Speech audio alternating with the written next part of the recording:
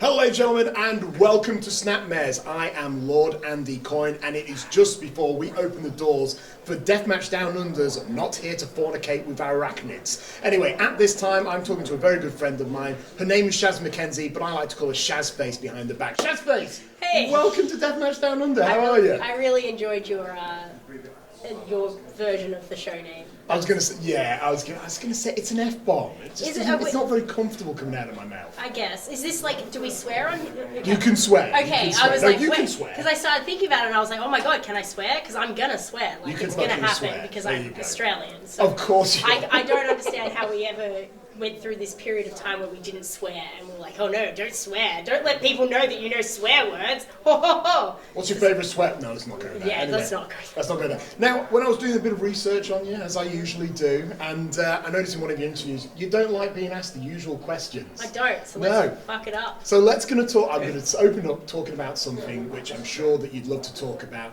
What's your thoughts? Rhea Ripley, your mate, winning the Raw Women's Championship at WrestleMania. What a great moment for Australian women everywhere. Amazing. Like, it was just so, like, I first met Rhea, it would have been 2013.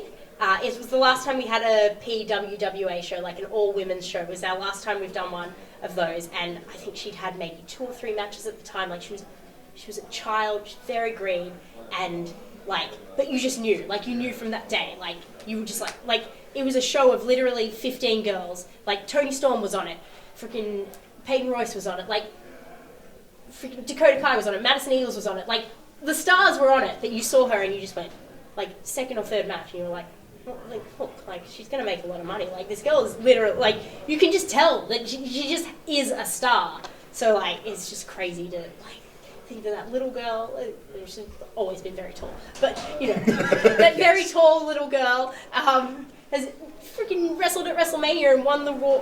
It's insane. It's crazy. It's like, it's amazing. Like, it's just so cool. I was going to say, I mean, I remember when I first met her, and as you say, she was such this young, sweet little thing, taller than me, because I'm not massively tall myself, and then to see the transformation, I have to say, I think a lot of people have said this, she has to be one of the best success stories coming out of the Performance Centre over in WWE. I love watching transformations, and what a transformation this has been. 100%. Like, she went in, you could always tell that she was a star, but she went in trying to be someone that she wasn't. Like, she went in being like, okay, like, diva, like, even though divas weren't a thing, but, like, you know, blonde hair, like, wrestling gear, like, blah, blah, blah, like, she wasn't being her true self. She was kind of fitting that mould of what was expected. Exactly, and I think, but, like, a lot of female and male athletes that come into the WWE system fall for that, like, they fall into that trap of trying to be what they think that they have to be, and then once they realise that your money is in being you, and it took me a long time to realise that my money is in me being me. I always thought, like, I had to be someone that I wasn't gonna be, and that I can never be, like, because I am me, and everyone, like, it takes time to realise that being yourself is what's gonna make you the most money, because, like everyone says, like, you know, my gimmick is just me turned up to a 1,000, whatever, the volume turned up, and that's what the people that make the most money and are the most success stories in this industry are the people that do that, and that's what Rhea's done. Like, yeah, she's made a physical transformation, but, like, she's just become more confident and become more of her true self, and we've been able to watch it happen in front of the cameras, and, like, that's just, it's amazing. I was going to say, it's interesting you say that. One of our previous interviews that we did last month was with Charlie Evans, and she said exactly the same thing, that I think initially she felt I had to be a certain way, that there was an expectation of a mould, and actually then she went over to the UK, sort of discovered herself and was able to evolve with the times. And as you said, I think it's regardless of gender, I imagine that's for everyone. Yeah, it's everyone, exactly, and, like, I've always, like, for me, my version of it is probably a bit different to other people, where I got into this area where, like, everyone was doing, like, these dark, angry, like, serious, I'm a fighter gimmicks, and I felt this pressure that I had to be a, like, serious fighter, like, but that's not who I am. I feel like in the UK there was a stage where everyone came into the British scene as a East End gangster, basically, and they all had, like, an East End accent, a lot of this. It's just like, it's not who I am. Like, I am a forever optimistic and forever happy and wacky and all over the place. Like I just am who I am. Like and I try, and when I wrestle, I am just me, but in shiny outfits and with makeup and hair done, because I don't actually, obviously I don't do that normally. I don't have any makeup on right now. I don't know why I would sit down to do a video podcast without makeup on, but here we are. I have like 3 nails left. Don't worry, the editor can blur your face out. Just nice, like smooth, freaking face tune the video. So now that we started the interview on a real nice high, let's hit the crashing lows. Bring it down. It has obviously been a very eventful week. And I have seen you mention a few things about this on Twitter, because obviously, very sadly, Billie Kay and Peyton Royce were released by WWE. I can sense the frustration coming off you right now, and I think it reflects a lot of people's frustrations about how they could have taken a phenomenal team, split them up, and then, unfortunately, it's just not worked out. I've never, I don't know if my, obviously I know them, so, I'm personally not affected, but I'm invested in what happened. But I feel like it's not just me. It's not just I feel like the whole it's not just Australia that's been excuse me. I feel like it has been the whole wrestling world, which makes me feel slightly less crazy for being excuse me. I don't think I'm just being no, those are my friends, you've hurt my friends. Yeah. I think it is a genuine how do you decide less than 2 weeks ago that someone is worthy of WrestleMania, and then 5 days later decide that they're not worth a job? Who makes that decision? It just is so confusing, and it's so there's going to be rumors. There's going to be they pissed off this person, or this person didn't like them, or whatever. There's going to be. I don't think we'll ever truly know who made the decision and why they made the decision, or what that. There'll always just be things that happen, but it isn't just them. Chelsea Green and Mickie James, it's the 4 women that they chose to let go yesterday are just mind-boggling choices to me. Chelsea Green was a real shocker to me. I was really surprised that they let her. Is clearly money. You hadn't even started. She was a bona fide superstar before she came to WWE, and they just didn't ever capitalize on that. And yeah, she had a couple of injuries, but she's still, she wasn't. She's been fine to my knowledge for a while, and they just haven't recapitalized on it. And now they've let her go. And I just think, in a year, they're whoever made this decision is going to specifically for Chelsea Green is going to be kicking themselves in the ass when she is making a fuck ton of money on TV somewhere else. And with the Iconics, obviously I don't know what's in the future for them. I don't know if they're going to keep wrestling. I don't know if they're going to come together.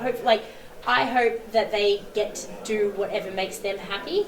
And I don't want that if they feel like they've done everything that they need to do in wrestling, and that this is their time to step away and do whatever. Then that I also I don't want them to feel pressured to keep wrestling because the fans are needing to know please, because especially Billie, if you can go out on the top, you can go out with WrestleMania being your last match, right?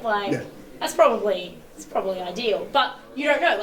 She might be able to have this whole there might I don't know what's in the future. I hope and that they both continue to perform and continue to wrestle and continue to make money. And I just want everyone to be happy. That's the biggest thing. I want them to be happy in whatever they do now. I don't want them to feel they have to live up to they're free now. They're free to do whatever they want, and hopefully that brings them happiness and success, whether it's in wrestling or outside of wrestling. It doesn't I feel like Chelsea hadn't had her moment yet, but they've had their moment. So if they I'm not saying I haven't talked to them, just so we're clear. They haven't told me they're retiring. I know them, but I haven't talked to them. But I wouldn't be shocked if they felt like they'd accomplished everything that they needed to accomplish, because fuck.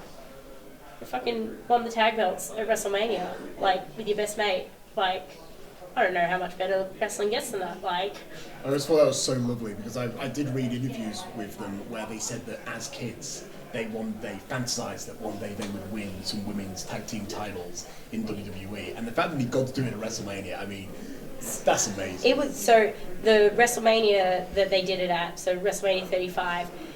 was in the same arena that in 2013 I went to WrestleMania with Billie Kay, Jessie McKay, Billie Kay, with Dakota Kai and Madison Eagles. So that was the arena that she went to her first ever WrestleMania in as a fan. And then I was there in the crowd when they won the tag.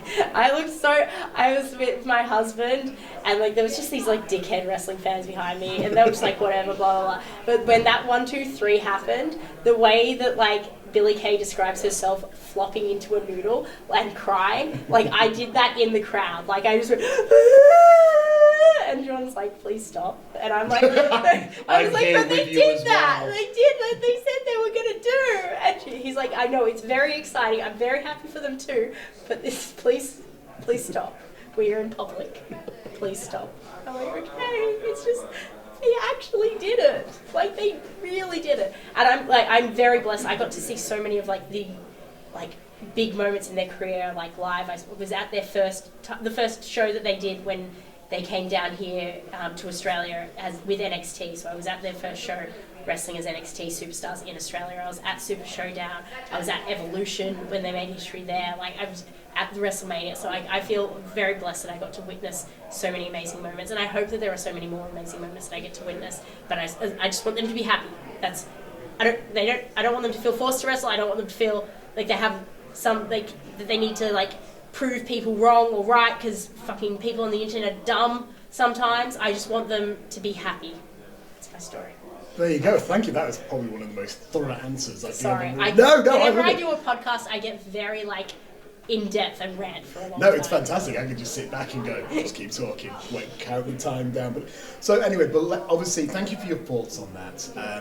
I mean, I personally love the Iconics. I thought they were such a great team, and I hope the very best for them, just like you. But let's obviously now talk about you. Just a little bit. Obviously, we've all had a pretty shit year. I think that's a fair way to say. What was the original plan for 2020 for you? What was supposed to happen? Because obviously you're quite busy. You're obviously quite busy across Australia, but I know you're obviously going abroad as well. So what were the original plans? So in March of 2020, before, like, we knew COVID was a thing, but we weren't like yeah, it'll be fine. We were like, yeah, okay, like things are happening, but it'll be fine. Like China was locked down, but we weren't like panicking still for some reason. I don't know. I feel like we probably should have panicked a bit earlier, but I digress. So I had left my job. I had booked flights. I had flights to go to America I was there for 2 months. I had flights. I had booked out all my weekends, most of my weeks. Shows, I counted at one point, it was like 32 shows or something in the 8 weeks, because there was also WrestleMania week in there where I had 10 bookings across the 3 or 4 days, whatever. I think it was 3 days. What happened was at the end of 2019, I came home from my last trip where I wrestled with AEW, and when that whole hashtag sign Shazza thing happened, and as exciting and happy and as like cool as this like internet, like everyone loving you thing is, when nothing physically comes from that, it's very like, what the fuck can I do? Like, what am I left with? Like, what can I do? And so I like told my husband, I was like, I just have to give it one, like I have to do one last shot. Like at the time I was 31, now I'm 32. By the time I get over there again, I'll probably be 37, but at this rate. But like I know everyone's like, oh, you know, you've got like, you know, times are changing. It's like, but that the people that have the success in their late 30s as females, like they're the exception to the rule. They're not the rule. Like, and I know that things are getting better, but it's still like there is an expiry date, like on your peak years as a female professional wrestler. And I was like, so okay, this is it, this is my last chance. And now the world ended, so it didn't happen. But that's okay. Like then I just had to not think about it, because Like, I kind of stopped watching wrestling for a little bit, like, at least, like, independent wrestling, because, like, that was what I was going. Like, I love American independent wrestling. I think it's so fun and, like, ridiculous, and I love getting in a car and driving for 16 hours overnight and having no fucking clue where we are in the middle. Like, I love all those really shitty things about indie wrestling that we don't get to do here because we don't have that scene where you can wrestle for 5 days straight in different states and traveling around. And I'm sure if I lived there and lived that life and wrestled like that for my entire career, I would hate it. Yeah. But because I only ever have to do it for like a short couple of months at a time, I'm like, fuck yeah, I'm a real wrestler, I'm making towns, look at me go. So yeah, but like, it's fine. Like, I just don't, you know, I can't think about what could have been because I also don't know what can be in the future. Like, and I don't want to ever, like, if I just start thinking about what hasn't happened or what could have happened, then I'll just get sad. And I just got to focus on what I do have. I have my family, I have my husband, I bought an apartment, I'm a homeowner. That's something That's a big deal That's in a big Australia. thing, yeah. Like, I never would have done, I never would have done that if I was traveling, because I was always convinced that I was never going to live here. Like, I don't know why in my head I was like, I'm going to live in America. Like, I don't know how, but I'm going to live in America. Like, I just knew it. And like, it took a real long time for me to accept that and realize that by buying an apartment, I wasn't giving up on that dream, and that I could just rent out the apartment, and that is not the end of your life. It took my husband being like, no, we have to be grown-ups, we've got this time and downtime to work hard and be grown-ups, so let's do that. And I was like, okay, yes, you're right. So it's been, like, it's focusing on other things that make me happy and, like, feel accomplished while I can't focus on the thing that I spent the last 13 years trying to focus on. But, whatever. Yeah. Life. Well, anyway, on that note, I need to wrap up the interview. I'm sorry. No, don't be. This was fantastic, and I really appreciate it. Look, thank you very much for joining us. It's wonderful seeing you, and I hope that when you see Tyson Baxter in the ring, that you can just pull his eyeballs out from his backside. That would be fantastic. Just get him in there. Get in there. Pop those eyeballs out. Excellent. Ladies and gentlemen, this has been Shazza McKenzie, and this has been SnapNets.